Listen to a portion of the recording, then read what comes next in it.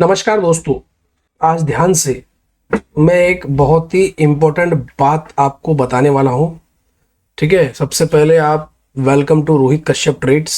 आप सभी का बहुत बहुत स्वागत है। आप सबको और आपको परिवार को होली की हार्दिक शुभकामनाएं। ठीक है, तो आज मैं आपको बताऊंगा कि गवर्नमेंट का इंफ्रास्ट्रक्चर स्पेंडिंग आपकी इन्वेस्टमेंट में कैसे मदद कर सकता है। और ये एक ऐसी स्ट्रेटेजी है जो बड़े बड़े इन्वेस्टर इस्तेमाल करते हैं। ठीक है, तो अभी आपको पूरी चीज़ पूरे बात पे ध्यान रखना है, तो वीडियो को अंत तक पूरा देखिए। ठीक है, तो सबसे पहले हम बात कर ले रहे थे कि भाई इंफ्रास्ट्रक्चर के, ठीक है, इंफ्रास्ट्रक्चर की। तो अगर आप सरकार की इंफ्रास्ट्रक्चर खर्च पे बात करते हैं तो पिछले 3 सालों में अगर आप देखोगे तो इंफ्रास्ट्रक्चर पर कितना पैसा स्पेंड किया गया होगा, अगर ये आप जान लोगे तो आप हैरान हो जाओगे।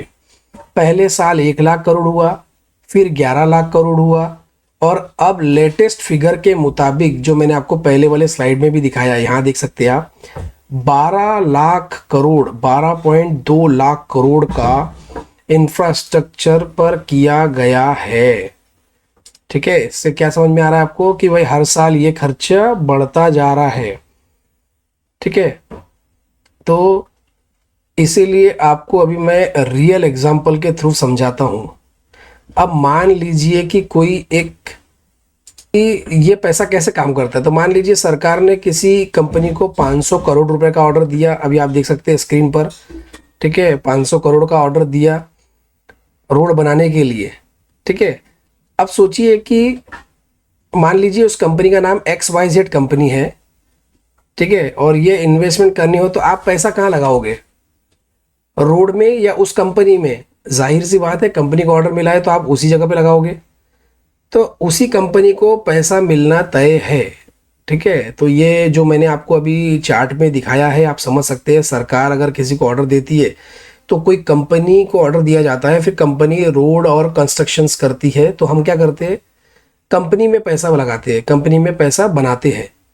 ठीक है, तो भाई यही है। और एक रियल एग्जांपल के थ्रू अगर मैं आपको बता दूं तो LNT नाम सुना होगा आपने, लार्सन एंड टुब्रो को अगर सरकार ने बोल दिया कि भारत के सारे रोड तुम्हारी कंपनी बनाएंगी, तो क्या आप LNT में इन्वेस्टमेंट करोगे?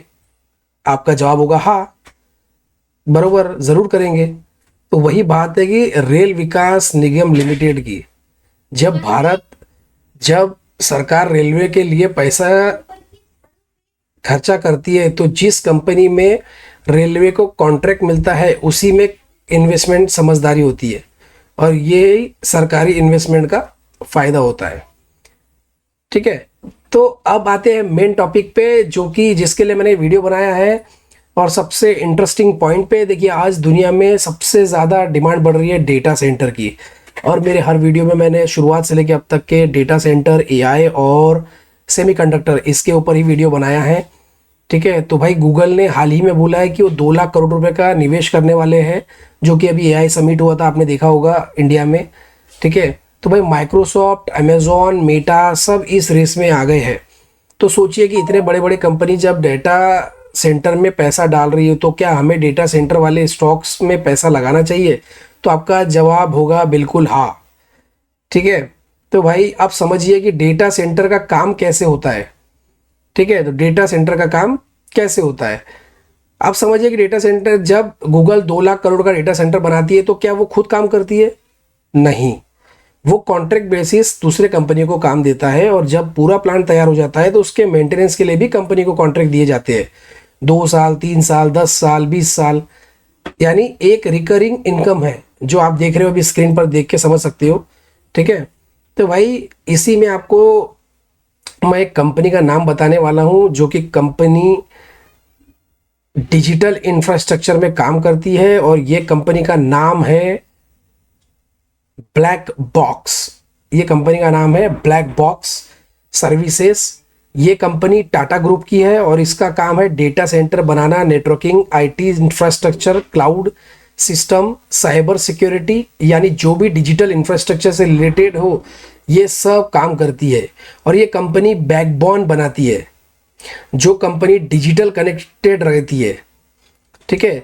अगर हम बात कर लेंगे अब इसके रेवेन्यू की, ठीक है, इसके रेवेन्यू की अगर हम बात करें तो डेटा सेंटर सेटअप से इसका 84% का रेवेन्यू जनरेट होता है, यानी मुख्यतः ये डेटा सेंटर बनाने के लिए काम करती है।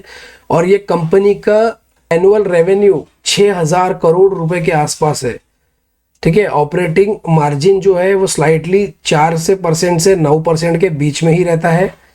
कंपनी ने हाल ही में एआई डेटा सेंटर एक्सपांशन पर काफ़ी पैसा खर्चा किया है, तो फ्यूचर में इसमें बहुत ज़्यादा ग्रोथ हो सकती है, ठीक है। और अगर हम इसके ग्लोबल प्रेजेंस की बात करें तो कंपनी का सबसे ज़्यादा रेवेन्यू जो है वो नॉर्थ अमेरिका से आता है, ठीक है, और यूरोप से भी काम मिलता है इसको।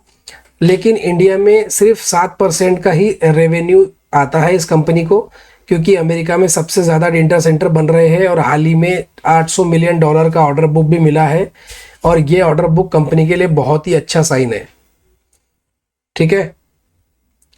और हम बात करते हैं इस स्टॉक की जिसका नाम है ब्लैक बॉक्स लिमिटेड। जो मैंने आपको बताया, इसका मार्केट कैप देखेंगे तो लगभग 8000 करोड़ के आसपास है। पिछले कुछ समय में ये स्टॉक 90 रुपए तक के गिर चुका था, लेकिन 90 रुपए से इसने जो रिकवरी लिया आप अभी स्क्रीन पर देख सकते हैं। तो अभी ये स्टॉक करंटली 512 रुपए के आसपास ट्रेड कर रहा है, लेकिन लंबे समय में ये कंपनी ने एक बहुत ही अच्छा परफॉर्मेंस दिखाया है। यह एक बात है कि कंपनी आईटी सेक्टर में अलग अलग जगह काम करती है, और जहां आईटी सेक्टर में गिरावट है वहीं डेटा सेंटर सेक्टर तेजी से ग्रोथ कर रही है। ये कंपनी उसी सेक्टर में काम करती है, ठीक है। तो गाइस, मेरा मानना है कि जितना ज़्यादा इंफॉर्मेशन आप के पास होगा उतना ही ज़्यादा आप फायदे में रहोगे। ब्लैक बॉक्स जैसी कंपनियां भविष्य में और भी बढ़ेंगी, क्योंकि डेटा सेंटर की डिमांड लगातार आपको ये बढ़ रही है। और आपको ये जानकारी अच्छी चैनल लगी है तो चैनल को सब्सक्राइब करना ना भूले और लाइक करना ना भूले। Thank you so much. जय श्री राम। मिलते हैं नेक्स्ट वीडियो में।